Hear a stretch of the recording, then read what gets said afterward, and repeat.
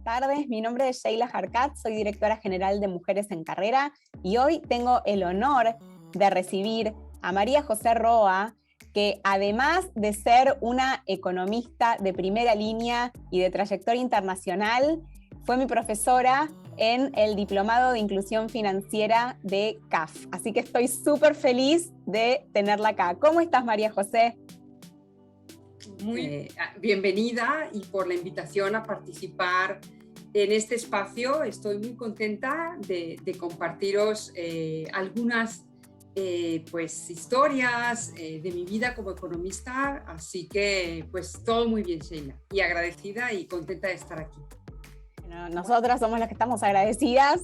Y María José, bueno, para comenzar en este ratito que vamos a estar juntas, bueno, tienes una trayectoria impresionante, internacional, en organismos multilaterales, como consultora también, y mi idea era inicialmente ir un poquito más atrás en tu historia y preguntarte qué es lo primero que le pregunto a las invitadas acá de este espacio de Mujer en Rol Financiero, es ¿a qué jugabas cuando eras niña? Pues la verdad es que era una niña muy buena, muy tranquila. Creo que los años me volvieron más inquieta y desde muy pequeñita jugaba a ser maestra. La verdad lo tengo que confesar, desde muy pequeña ponía a todas mis primas y yo era la profesora y las mandaba tareas. Entonces, como que, y me lo recuerdan incluso cuando de años que yo ni me acuerdo, ¿no? Entonces, jugaba a ser profesora de colegio. Bueno, hoy das clases, así que ese primer instinto de la infancia no estaba tan lejos de lo que más allá de lo que elegiste como profesional, también está la docencia, ¿no? Totalmente, totalmente. Así fue, la verdad. No, parece que suena que uno lo dice, pero es verdad. O sea, desde muy chiquitita me encantaba dar clase y sobre todo en las vacaciones pues ponía a todos a hacer sus tareas. Y sí, efectivamente así luego acabé dando clase, entre otras cosas. Excelente. Bueno, entonces la pequeña María José crece, ¿no? Y bueno, aparece la economía en tu vida, ¿no? Ya una vez que pasaste por la escolaridad, empieza primero en la licenciatura y luego en tu doctorado en economía. ¿Cómo aparece la economía en tu vida? Pues apareció de una manera no tan directa, la verdad. A mí me encantó lo que es todos mis años escolares, los números, las matemáticas, siempre se me dieron muy bien y me sigue gustando mucho el arte y la historia. Entonces, ahí tuve un conflicto, yo creo que todos lo hemos tenido, entre arqueología, historia medieval y economía. La economía por dos razones. Una porque, claro, uno cuando empieza a hacer una carrera pues tiene unas ideas que le cuentan, pero entre las que a mí me contaban eran dos y son las que al final determinaron que eligiera.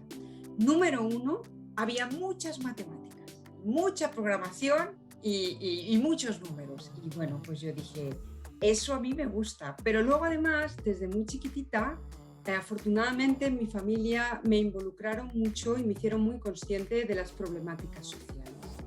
Me tocó un contexto en España muy privilegiado, donde todo el mundo tenía acceso a una buena educación, a salud, una democracia, y eso, que mis padres y mis abuelos no lo vivieron, nos lo inculcaron desde muy pequeños. Y entonces, desde ese punto de vista, pues yo sabía que a través de la economía, pues también podíamos afrontar ciertas problemáticas sociales.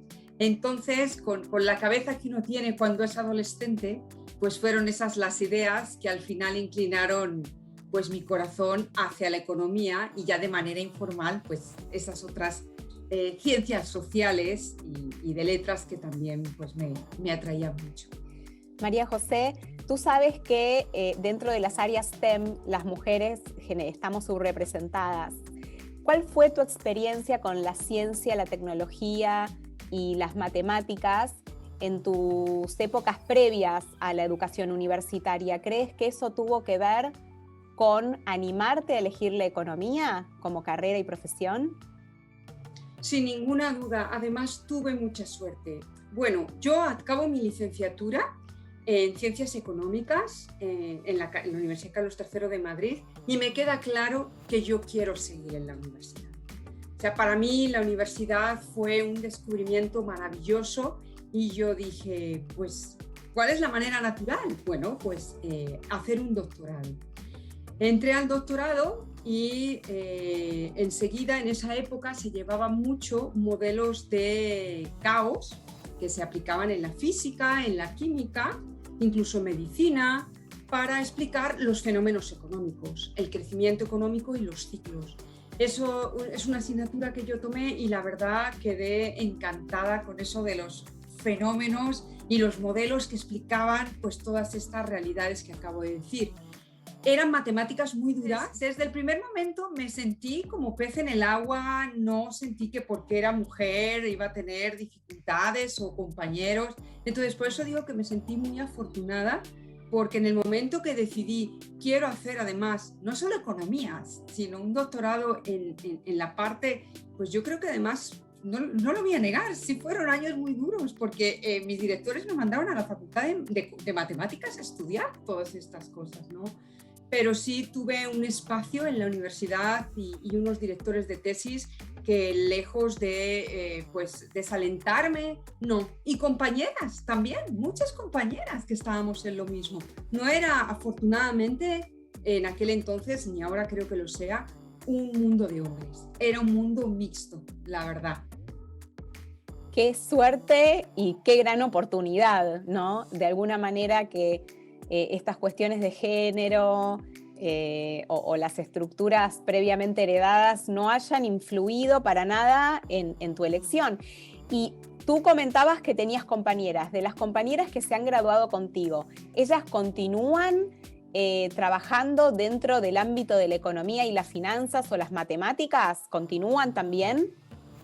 Sí, claro que sí. La verdad es que, vamos, yo recuerdo que tanto en la licenciatura como en el doctorado éramos un grupo bastante heterogéneo y todas acabaron sus doctorados en economía y todas ejercen, muchas de ellas bueno, yo gran parte de mis estudios los hice en España y bueno, pues muchas de ellas incluso tienen puestos de decisión ya en gobiernos o tomaron el mismo camino que yo, la docencia. Pero todas y algunas de ellas igual siguieron mi camino de esa parte más dura de las matemáticas y la econometría. Y nos apoyábamos mucho, la verdad, y muy entusiasmadas. Pero sí, todas concluimos y seguimos en ello.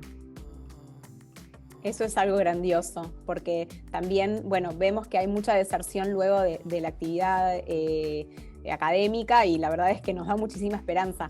Si tú le tuvieras que decir a una chica recién graduada de la prepa o de la secundaria, depende del país, ¿cuáles son los beneficios y cuáles son los grandes regalos que te dará una carrera en economía? ¿Cuáles serían? Pues yo lo que les recomiendo es que estudien lo que les guste. Eso es lo primero.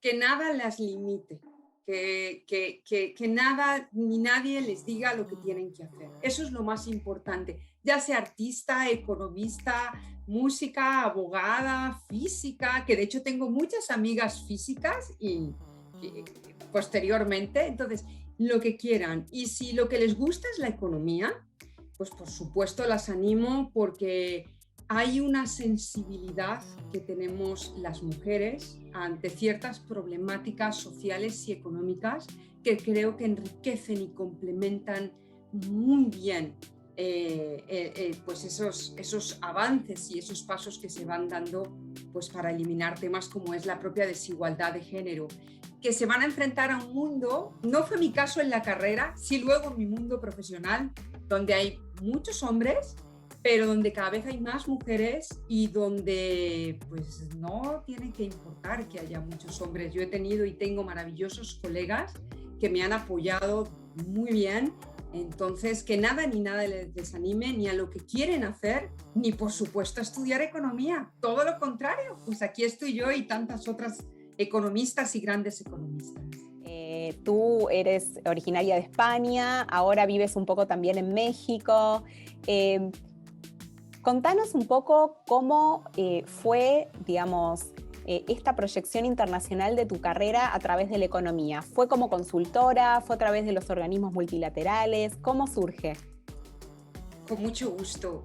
Pues la verdad, yo estaba metida en ese doctorado de números y matemáticas y modelos, pero por esta conciencia desde pequeña de problemáticas sociales estaba muy involucrada en voluntariado. Trabajé muchos años en Perú, con niños en escuelas y en otros países, pero iba como paralelo, pero no de manera conjunta. Mi trabajo como voluntario en estos problemas sociales y todas esas matemáticas y números de economía. Entonces, cuando acabé el doctorado dije, a ver, esto se tiene que empezar a unir de alguna manera. Yo como economista puedo también hacer, porque claro, yo iba de voluntaria, pero pues yo daba clases, ponía placas solares, bueno, lo que tocaba, montar una escuela, lo que fuera. Y dije, me acuerdo que un asesor de mi tesis me dijo, pero María José, tú como economista puedes también hacer cosas en desarrollo. Entonces, acabo el doctorado y directamente me voy a Ohio State, al Departamento de Desarrollo Económico, donde estuve algo más de 2 años, para aprender qué hacían los economistas del desarrollo, porque yo sabía muy bien qué hacían los economistas matemáticos, pero no del desarrollo. Entonces seguí en la universidad.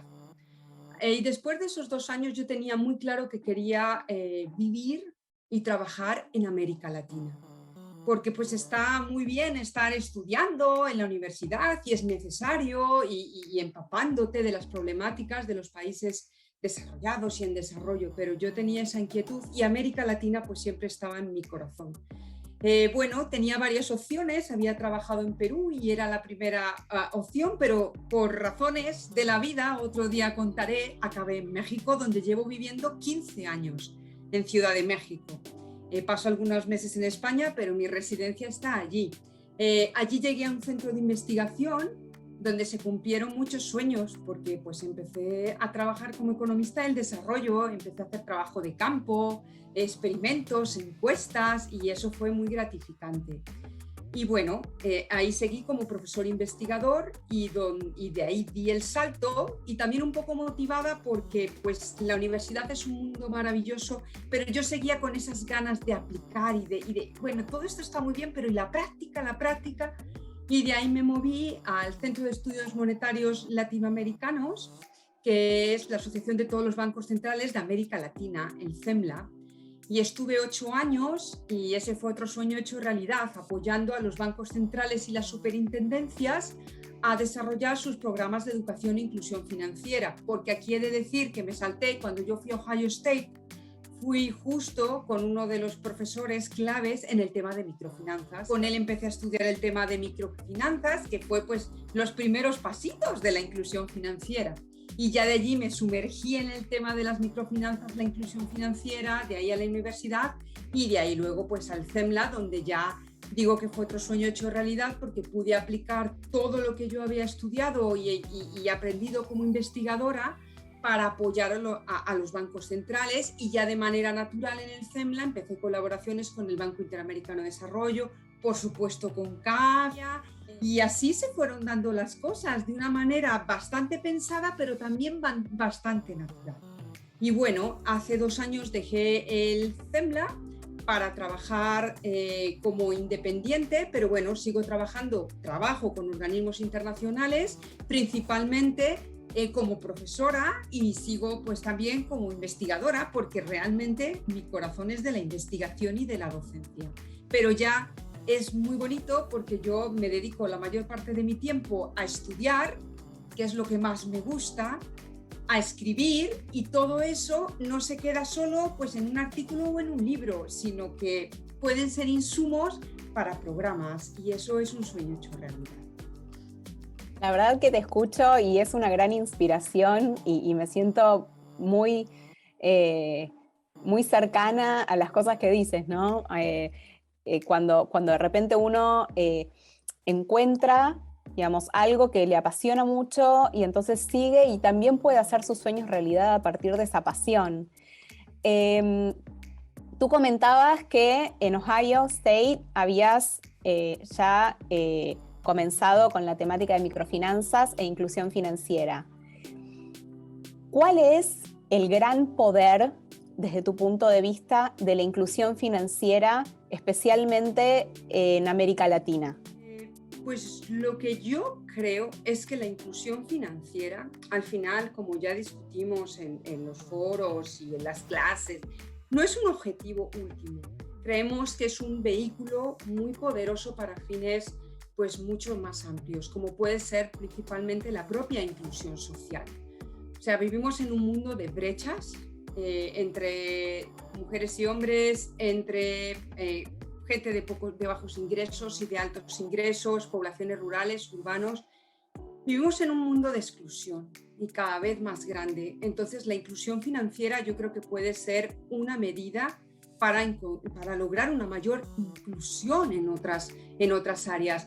Por supuesto, ni que decir, tiene un impacto a nivel macro, lo sabemos, en el crecimiento económico, en la estabilidad financiera, ¿no? Con las regulaciones apropiadas. Ya sabemos que el crecimiento desmedido y no bien dirigido del crédito, pero por supuesto bien dirigido, tiene un impacto en la estabilidad financiera positiva, en disminuir la desigualdad, en el bienestar de las personas, en su salud financiera, en el consumo responsable, pero sobre todo, para mí yo creo, aunque es difícil dar una sola, la inclusión social, la inclusión económica, la inclusión, o sea, en este mundo, como digo, de cada vez más brechas y más exclusiones, la inclusión financiera puede ser un arma, pues yo creo que bien dirigida, muy poderosa. Definitivamente, y hacia el bienestar, ¿no? Hacia el bienestar de la vida.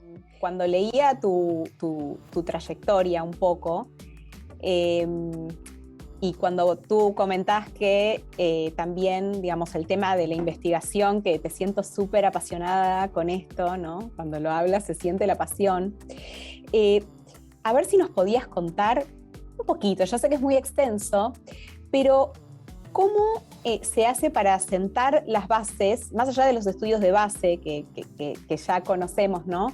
Para generar estudios de campo que tengan en cuenta la validez y la fiabilidad de los resultados para después llevarlo a publicar y que las políticas públicas lo tengan en cuenta?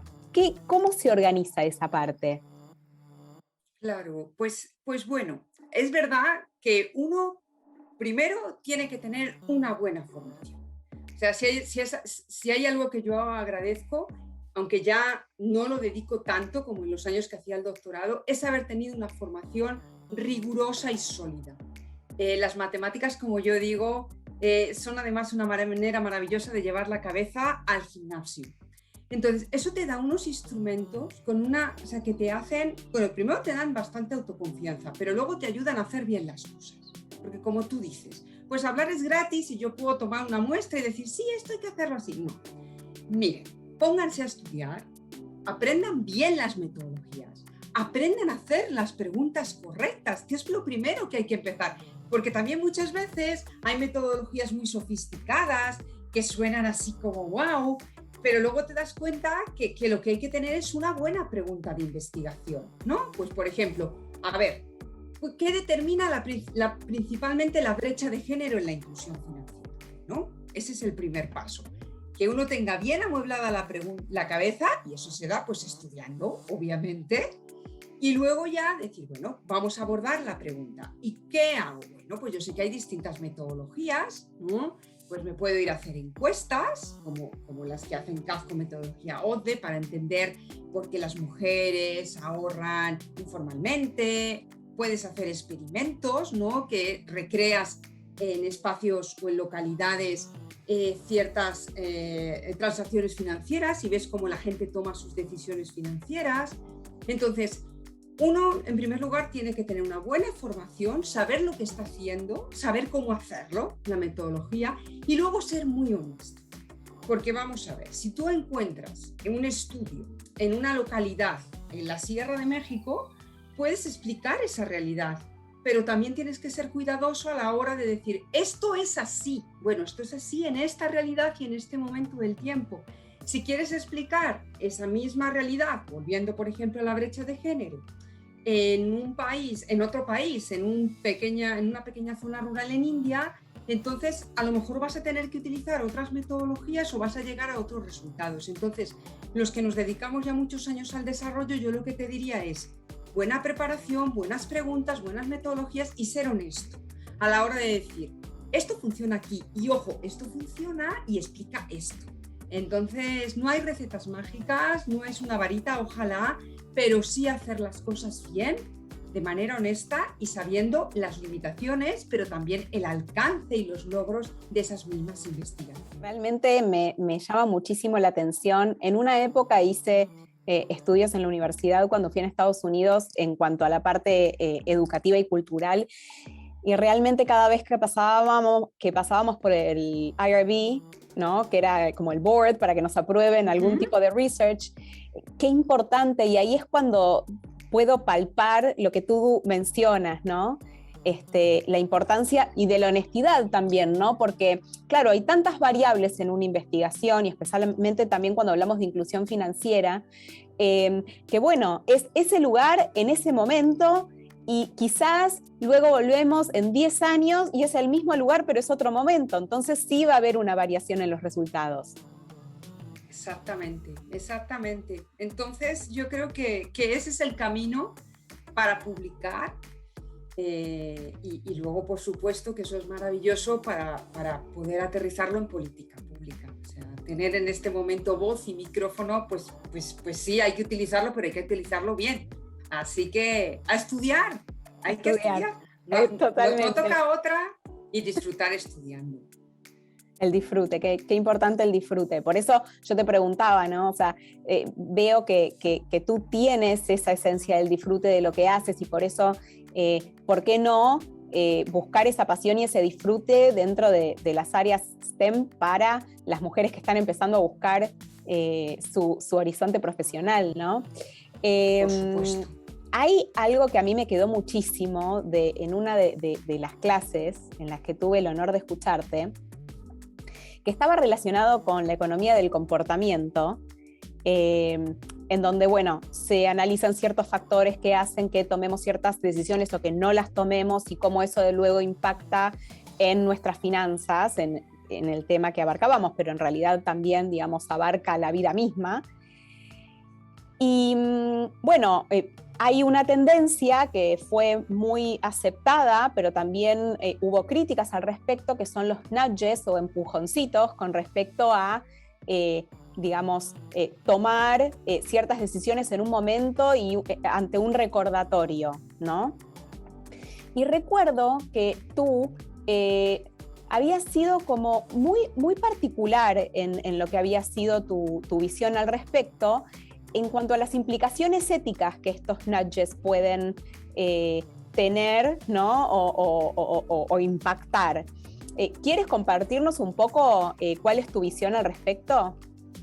Claro que sí, con mucho gusto. Al final yo creo que, bueno, los economistas llevamos muchísimos años tratando de explicar las decisiones económicas de las personas. Como yo digo, las decisiones económicas al final del día es una decisión humana, como tantas otras decisiones que tomamos, ¿no? Mi caso, no mi caso, vivo aquí, vivo allá, me compro una casa. Bueno, entonces, desde hace ya bastantes años, no ya es tan reciente, un grupo de economistas empiezan a analizar que es justo lo que tú estás hablando, la economía del comportamiento, los sesgos cognitivos o aspectos psicológicos que afectan nuestras decisiones. Nuestras decisiones, dicho en grande. En el caso de la economía del comportamiento, nuestras decisiones económicas. ¿Por qué gasto? ¿Por qué no ahorro? ¿Por qué me endeudo más de lo que debo? ¿No? Y entonces empiezan a surgir lo que se llaman comportamientos económicos deseables, que a mí me gusta mucho asemejarlo con la salud, ¿no? Por eso ahora se habla tanto de la salud financiera, pues es que al final, ¿qué nos dicen? No coma azúcar, no beba, acuéstase pronto, haga ejercicio. Pues esto es un poco lo mismo.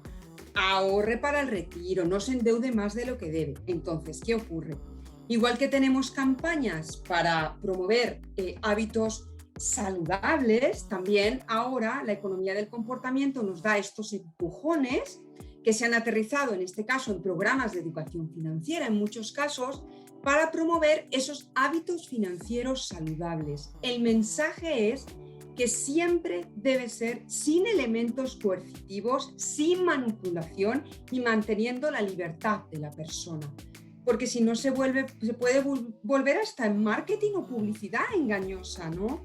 Entonces, por eso a mí me gusta mucho, que creo que lo mencionaba en el diplomado, la visión o el enfoque del paternalismo libertario, que de hecho es mantenida por algunos de los padres de la economía del comportamiento y alienta esa parte de que, por supuesto, promover comportamientos financieros saludables bien entendidos, ¿no? Pero siempre manteniendo la libertad de la persona. Eso es lo que yo te diría, Sheila.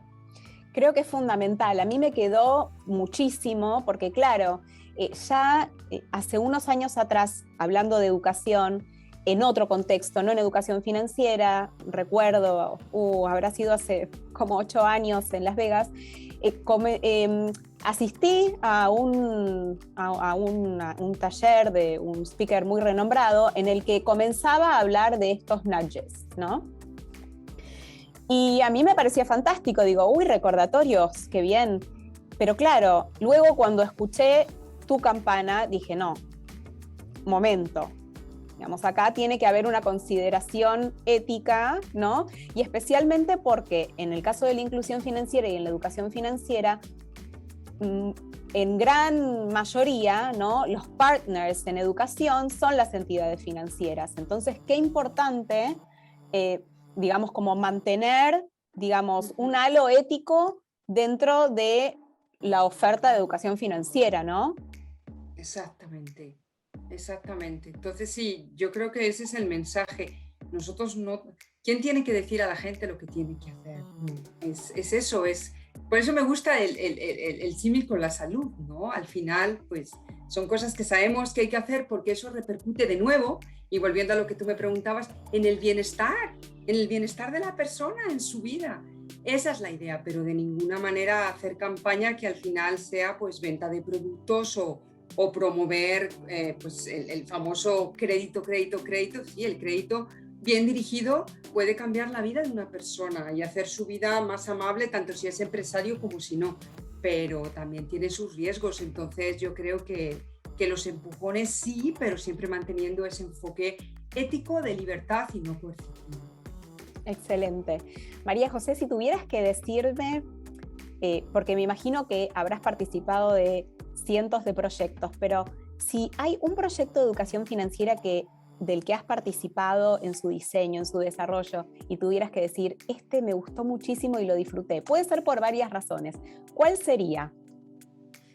Uy, sí está difícil, la verdad, pero uno que me llegó al corazón fue introducir a la educación financiera en la currícula escolar de los niños. Ese le disfruté.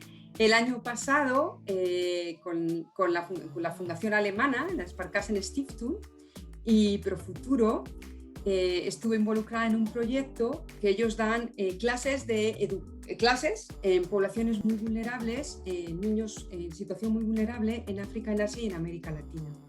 Y nos pidieron ya en su currícula escolar introducir la educación financiera, además de manera transversal, porque sí había como algunos módulos que eran tal de educación financiera, pero luego era meterlo en matemáticas, en geografía, en lengua. Yo era algo que nunca había hecho y reconozco que lo disfruté, me metí más allá incluso de lo que me pedían. En el caso de los niños, eso fue un regalo. Entonces, he disfrutado muchos proyectos y los sigo disfrutando, pero ese es el que más me llegó en mi caso al corazón, porque dije, wow, desde chiquititos que ellos aprendan pues el tema económico y cómo tomar buenas decisiones y tomar lo que no es algo tabú, que es parte de su vida como ser humano, y de nuevo esas decisiones económicas pues desde chiquitos tienen que tenerlas presentes. Ese elegí. Un fantástico proyecto. De hecho, aquí desde la iniciativa de Mujeres en Carrera, nosotros nos focalizamos mucho en la intervención temprana y en la alfabetización financiera temprana, y el año pasado, justo lo tengo acá, lanzamos este libro que se llama Clara y el ahorro, que justamente está relacionado con el ahorro consciente, el consumo inteligente, y fue para nosotras algo fantástico. Bueno, yo tengo mucha relación con el mundo infantil desde los inicios de mi carrera como educadora y realmente comenzar de temprano es un head start. Realmente les estamos dando la oportunidad a todas las personas que se formen a través de estos programas de no llegar a la adultez sin saber cómo manejarse cuando de repente comienzan a llegar los recursos o cuando los recursos son escasos, ¿no? Exactamente, exactamente. Pues es de nuevo, igual que cuando le estás enseñando a un niño a decir gracias, a lavarse las manos antes de comer, pues yo creo que le estás dando una mochila muy bien equipada si además le estás diciendo, no eres lo que tienes, las cosas no son tan importantes, no se trata de consumir y consumir, sino consumir de manera responsable, ahora más con el tema del medio ambiente, sin ninguna duda, porque también, como tú muy bien sabrás, en el tema de la educación financiera, cambiar comportamientos financieros como adultos es más complicado, digamos. No es imposible, todo lo contrario, nos dedicamos a ello. Pero si lo hacemos desde niños, pues es algo, yo creo que más fácil, sin ninguna duda, porque ya no es cambiar, es sembrar esa semillita. Pero bueno, pues ya me compartirás ese libro. Pero sí, claro, lo de los niños, ¿qué puedo decir? Bueno. Es realmente mágico trabajar con la infancia. Realmente, en mi experiencia también, y seguramente habrá sido la tuya, la forma en la que van construyendo esos conceptos, que bueno, ¿no? Qué bueno poder comenzar desde muy temprano. Desde mi punto de vista y la iniciativa que llevo adelante, desde el nivel inicial y desde kinder y nursery, se puede trabajar perfectamente. Y ojalá que sí, primero si tiene que llegar de repente a las prepas o a los secundarios desde lo curricular, pero que después avance y que ya desde el nivel inicial, como llamamos en Argentina, o kinder, también se generen estas políticas, ¿no? Dentro de conjuntamente desde el Ministerio de Educación. Exacto. Y el resto de los ministerios. Exacto, exacto. Y además es que nosotras que hemos hecho este tipo de trabajos y materiales, es que uno ve que se puede hacer y se puede hacer igual que cualquier otra materia, y además eso entra de manera transversal cuando están aprendiendo las palabras, yo recordaba, o las rimas, o empiezan a ver noticias para desarrollar el pensamiento crítico, pues empezar a introducir estos temas o conceptos financieros y económicos, claro que sí. Espectacular, me encanta, y luego te preguntaré más sobre ese proyecto porque a mí me apasiona. Bueno, María José, para ir cerrando, y sé que tienes poquito tiempo, otra cosa que me gusta preguntarle mucho a las mujeres que participan de este espacio es que nos compartas un gran sueño que tienes, ya sea personal o para la humanidad en general. Bueno, yo tiendo a soñar mucho, pero lo bueno es que la mayor parte, y eso es el mensaje que también quiero mandar a las chicas y mujeres que me escuchen, pues los sueños, si uno persevera, se hacen realidad. Mi gran sueño es que este mundo sea un lugar mejor para todos, la verdad. Ese es el gran sueño. No puedo decir algo más pequeño porque ese es mi gran sueño, y que yo sea parte de eso, de que cada día, con pequeñas acciones, desde mi trabajo como investigadora, pero desde que salgo de casa y me encuentro al conserje del edificio o a la vecina, que yo siempre trate de ser amable. Y creo que a través de nuestro trabajo, pero también a través de nuestra vida y de nuestro día a día, podemos hacer un mundo mejor, en el que todos seamos iguales, en el que cuidemos el medio ambiente y este mundo que cada vez pues, está más delicado de salud. Pero realmente mi gran sueño es ese, que este mundo acabe la violencia, dejemos de ser hostiles unos con otros, seamos amables y tratemos de poner nuestro granito de arena desde nuestra trinchera y de nuestras distintas trincheras, porque no solo somos María José o Sheila, ¿verdad?, economista o profesora en carrera, somos muchas cosas. Pues integrar esos distintos personajes para que este mundo sea un mundo mejor. Y no es solamente decirlo porque suena bien, es que creo fielmente en ello. Así que ese es mi gran sueño, la verdad. Bueno, tienes mucho compromiso con tu tarea, así que yo creo que sí vas a ser parte de ese gran cambio. Estoy segura Ojalá. que sí será. Y bueno, desde aquí, desde Buenos Aires, te mando un abrazo virtual y un gran agradecimiento por haber estado aquí. Es muy importante para nosotras el haberte escuchado y el haber tenido la oportunidad de ver eh, los puntos de vista. Así que bueno, un gran abrazo. Espero que nos sigamos viendo virtualmente o quién sabe algún día presencialmente. Ojalá. Tengamos la suerte. Ojalá. Ojalá, Sheila. No, muchísimas gracias a vosotros. Para mí es un gusto compartir mis experiencias, animar. Ha sido de verdad maravilloso estar aquí contigo y por supuesto que va a haber más oportunidades. Un saludo enorme a mis amigos, que tengo amigos y amigas muy queridas en Argentina, algunas de ellas dedicadas a la educación financiera. Conozco muy bien, me encanta Argentina y espero que ahora que acabe todo este tema de la pandemia, pues poder regresar pronto, conocerte en persona, saludarte y por ahora igual te mando todo mi agradecimiento y un abrazo virtual. Aquí me tienen para lo que necesiten. Muchísimas gracias, muchísimas gracias, María José.